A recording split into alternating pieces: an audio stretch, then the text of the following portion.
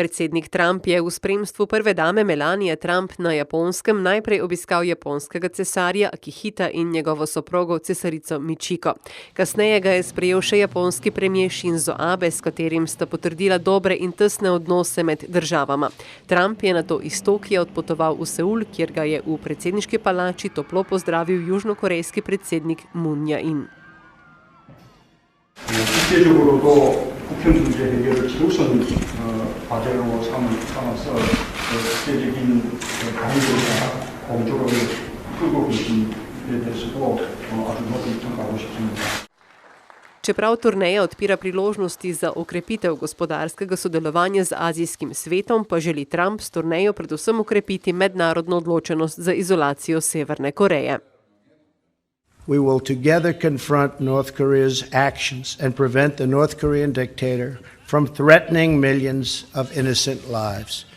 He is indeed threatening millions and millions of lives so needlessly.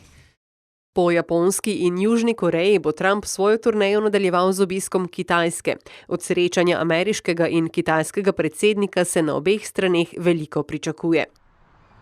There will be a number of contracts signed between U.S. businesses and Chinese businesses, and I think that's a wonderful symbol of the strength of our economic relationship.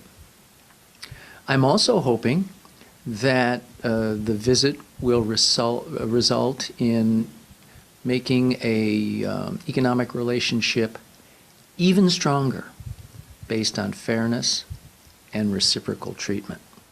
Ameriški gospodarstveniki so z zanimanjem spremljali nedavni kongres Kitajske komunistične partije, ki je predstavila razvojni načrt Kitajske do leta 2025. Združene države Amerike načrte azijske velesile vidijo kot izjemno priložnost.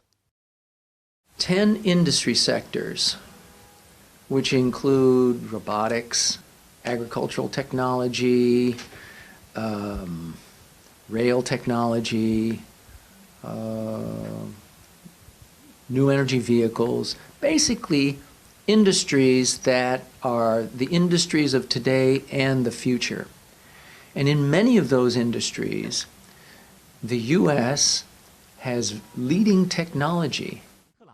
Srečanje predsednikov največjih velesil bodo z enim očesom gotovo spremljali tudi drugod po svetu.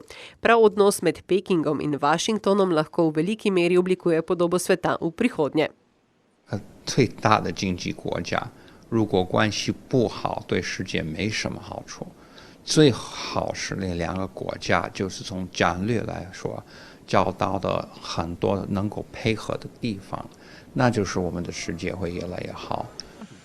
Ameriški predsednik bo po obisku Kitajske sicer obiskal še Vietnam in Filipine.